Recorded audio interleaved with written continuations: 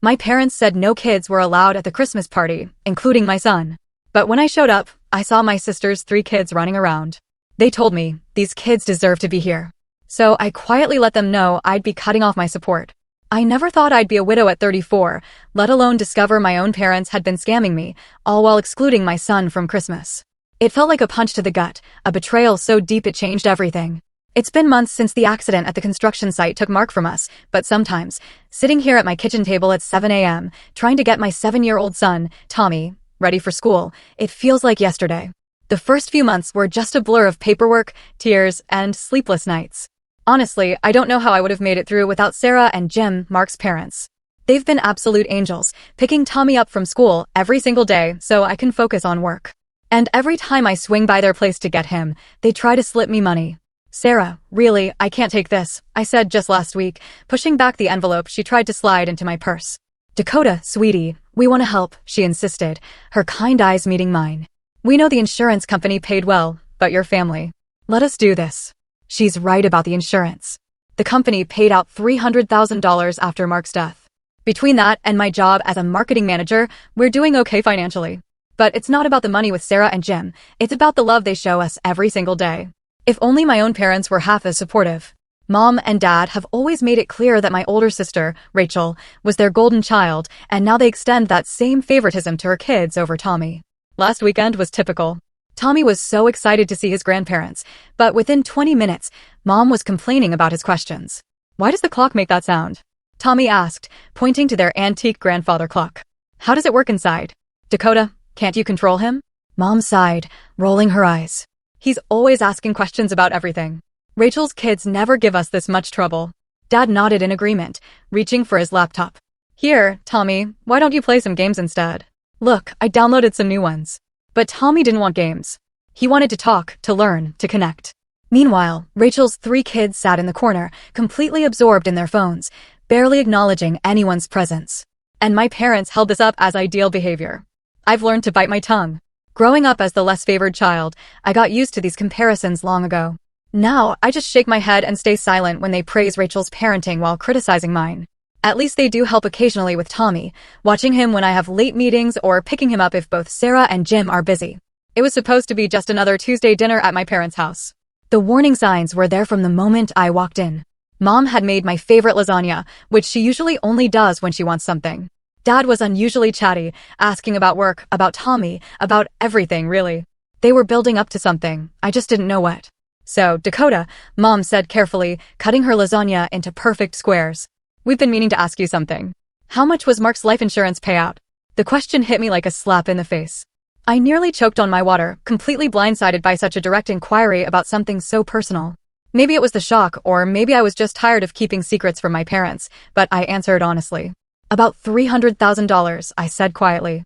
The fork in Mom's hand clattered against her plate. Dad's head snapped up so fast I thought he might hurt himself. They stared at me like I'd just announced I'd won the lottery. Well, Mom said, putting down her fork deliberately, what are you planning to do with all that money? I could feel the weight of their expectations pressing down on me. I've invested it, I explained, trying to keep my voice steady. It's for Tommy's future. His college education, maybe help him buy an apartment when he's older. Mark and I always talked about, but that's years away.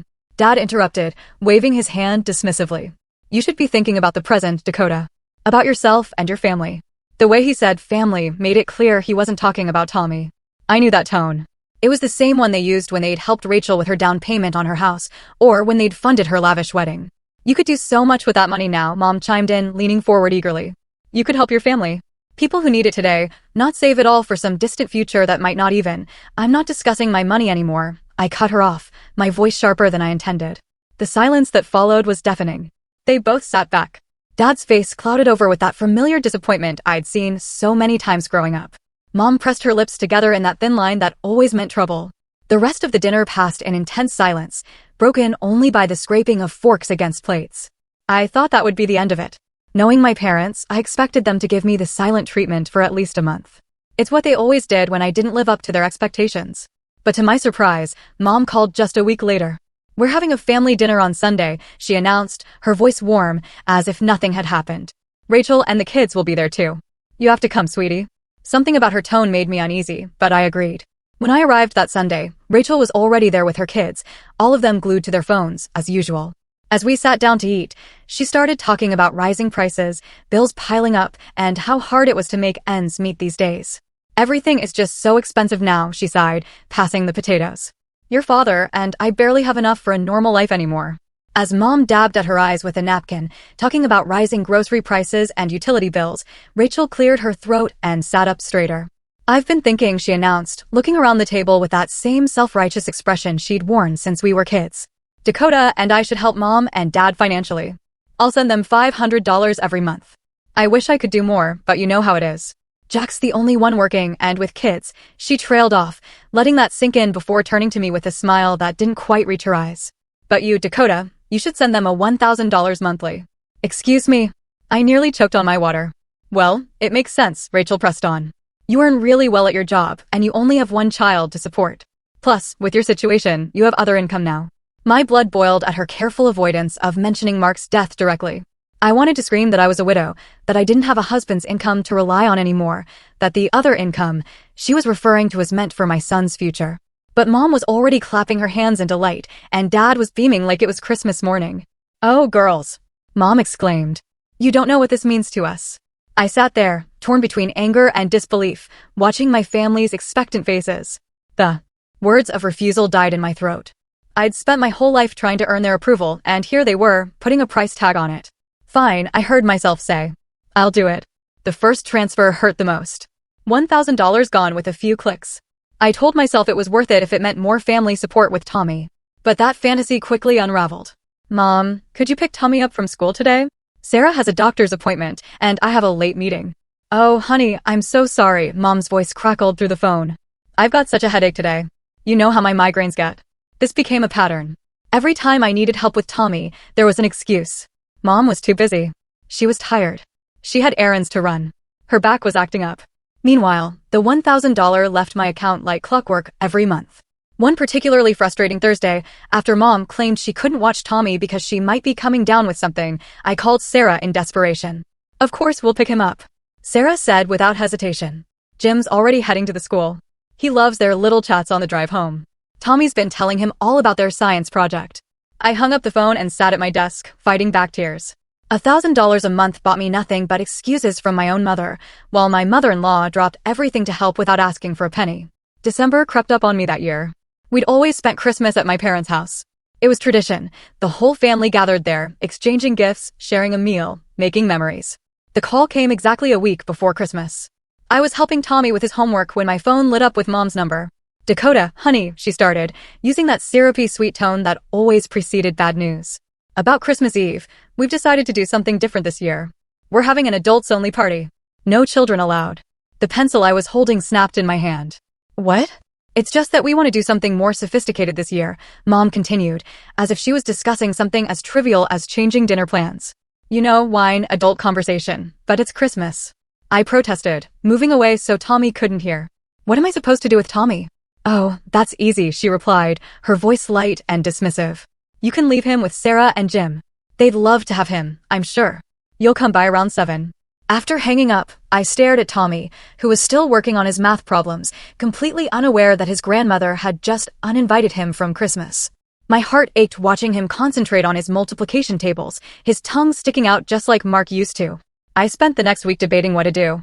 The thought of celebrating without Tommy felt wrong, but skipping the family Christmas entirely seemed too dramatic.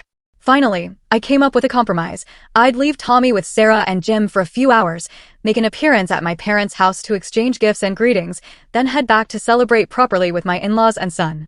On Christmas Eve, I pulled up to my parents' house alone, a bag of carefully wrapped presents in hand. The driveway was full of cars, more than usual for our family gatherings. Walking up to the front door, I could hear laughter and Christmas music spilling out into the cold December air. I opened the door, and the world seemed to tilt sideways. The house was packed with relatives, aunts, uncles, cousins. But that wasn't what stopped me in my tracks. There, running through the living room with paper crowns on their heads, were Rachel's 3 kids. And near the Christmas tree, I spotted my cousin Linda's children helping themselves to cookies. More kids appeared in my line of sight, my cousin Mark's twins, my cousin Susan's teenager. The room suddenly felt too hot, too tight. I stood in the doorway, the gift bag hanging limply from my hand, as the reality of the situation sank in. This wasn't an adults-only party at all. It was a party where only my son wasn't welcome. I stood frozen in the doorway, my mind struggling to process the scene before me.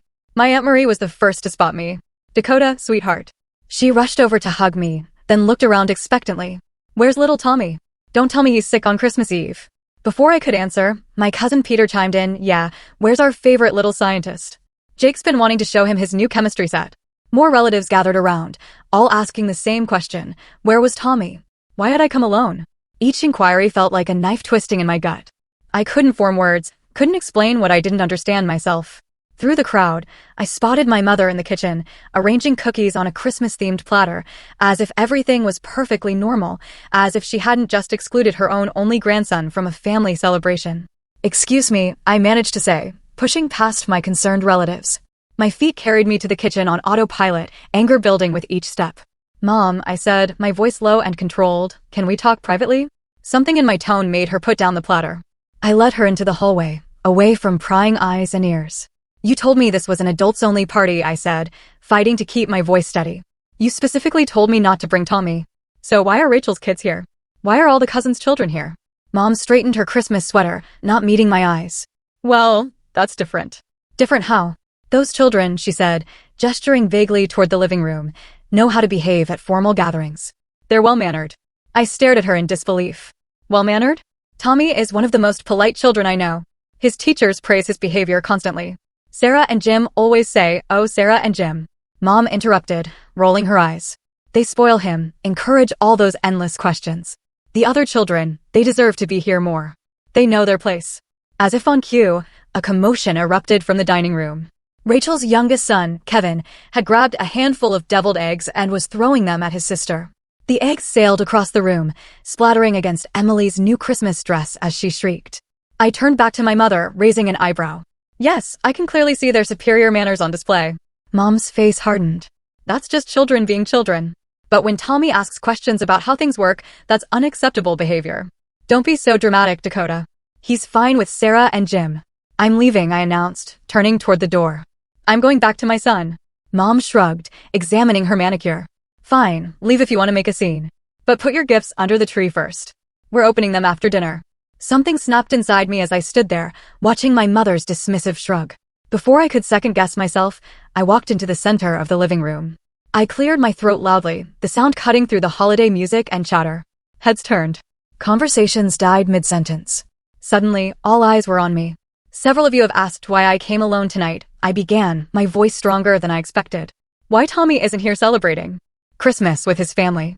Rachel started to move toward me, but I held up my hand. "Let me finish. I'm here alone because a week ago, Mom called and told me this was an adults-only party. I was specifically told not to bring Tommy." "What?" Aunt Marie's voice cut through the silence. "But all the children are here. We didn't know anything about a ban on children," Uncle Steve added, looking confused. Mom stepped forward, her face flushed. "Dakota, this isn't the time."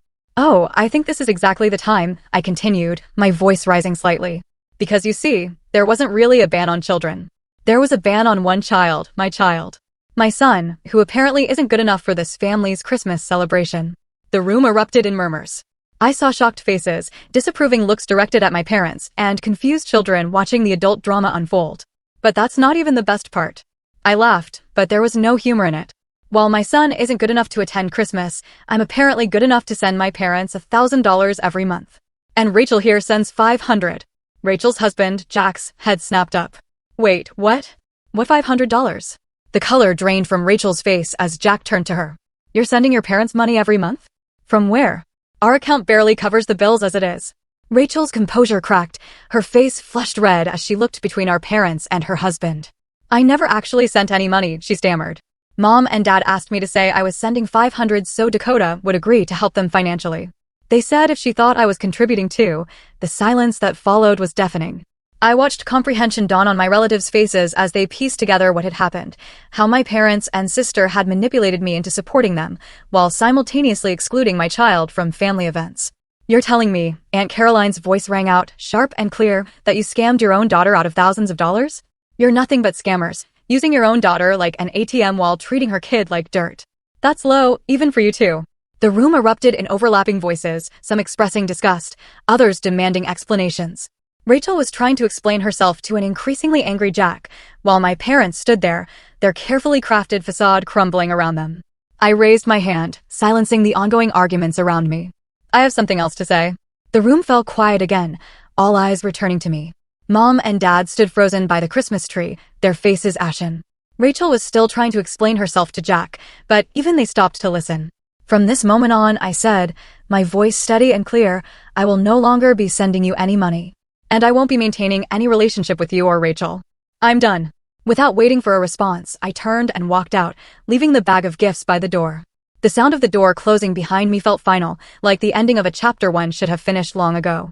Sitting in my car, I pulled out my phone and opened my banking app. With a few quick taps, I canceled the monthly transfer to my mother's account. It felt like cutting off a chain I'd been dragging behind me for months. The drive to Sarah and Jim's house seemed to take both forever and no time at all. When I pulled into their driveway, I could see Tommy through the window, helping Sarah decorate Christmas cookies. The sight of him, happy and loved, brought tears to my eyes. We spent the rest of Christmas Eve with Sarah and Jim, decorating cookies, singing carols, and watching Tommy's eyes light up as he helped Jim arrange the nativity scene. This, I realized, was what family should feel like. The next morning, while Tommy was still asleep, surrounded by the presents Santa had brought, my phone rang. It was Aunt Caroline. You might want to hear how things ended last night, she said without preamble. After you left, it was like a dam broke. Uncle Mike stood up and said he couldn't stay in the house another minute. Then Aunt Marie and Uncle Steve followed. Pretty soon, everyone was gathering their coats and kids. I listened as she described how the relatives had left en masse, not even bothering to say goodbye to my parents. Some had apparently made very loud comments about manipulative behavior and family shame as they walked out. And Jack? I asked quietly. Oh, honey, he was livid. Packed up the kids right there and then, told Rachel he needed time to think about their marriage, said he was taking the children to his parents' house for Christmas. Rachel was crying. Your parents were trying to damage control, but it was too late. I could hear her take a deep breath. I want you to know, Dakota, we're all on your side. What they did to you and Tommy, it's unforgivable. After hanging up, I sat on my bed, processing everything. My phone started buzzing with notifications, text messages from Mom, Dad, and Rachel. They all said variations of the same thing. We're sorry. We were wrong. Please talk to us. We can explain. I read each message once, then archived them without responding. The week between Christmas and New Year's passed in a peaceful blur.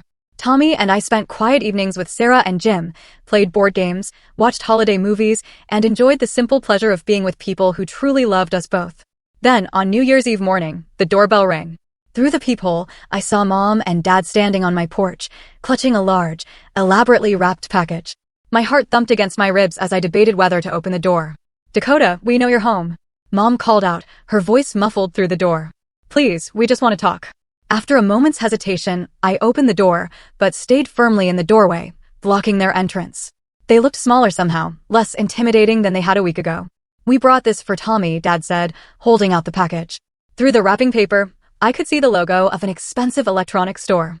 He doesn't need it, I replied, making no move to take the gift. Please, Dakota, Mom stepped forward. We know we were wrong. The way we treated Tommy, the manipulation with the money. We're truly sorry. And we want you to know, Dad added quickly, that this isn't about the money you were sending us. We really do feel terrible about everything. I studied their faces, searching for sincerity. Are you sorry because you realize what you did was wrong, or are you sorry because the entire family knows what you did and won't speak to you anymore? They exchanged glances, and in that brief look, I had my answer. I think you should leave, I said quietly. I don't believe you and I don't trust you. Not anymore. But we're family. Mom protested, tears welling up in her eyes. No, I shook my head. Family doesn't manipulate each other. Family doesn't exclude a child from Christmas. Family doesn't scheme and lie to get money. What you did, that's not family. They left eventually, still clutching the unwanted gift, their apologies trailing behind them as they walked to their car. I watched them drive away, feeling not sadness, but relief. In the months that followed, I stuck to my decision. I didn't answer their calls or respond to their texts. Rachel tried reaching out too, but I blocked her number. The money I had been sending to my parents went into Tommy's college fund instead. The funny thing about cutting toxic people out of your life is how much room it makes for better relationships to grow. Aunt Caroline started inviting us over for Sunday dinners. Uncle Mike and his wife had us over for barbecues where Tommy could play with his cousins. Everyone made a point of including him, asking about his interests, encouraging his questions. Mom, why does Uncle Mike's pool have that funny smell? Tommy asked one summer afternoon. That's the chlorine, buddy, Uncle Mike answered before I could, launching into an explanation about water treatment and chemical reactions that had Tommy fascinated. I watched my son bloom under the attention and love of family members who actually wanted to know him, not change him. He started calling Sarah and Jim Grandma and Grandpa exclusively now, and they continued to be our rocks, our safe harbor in any storm.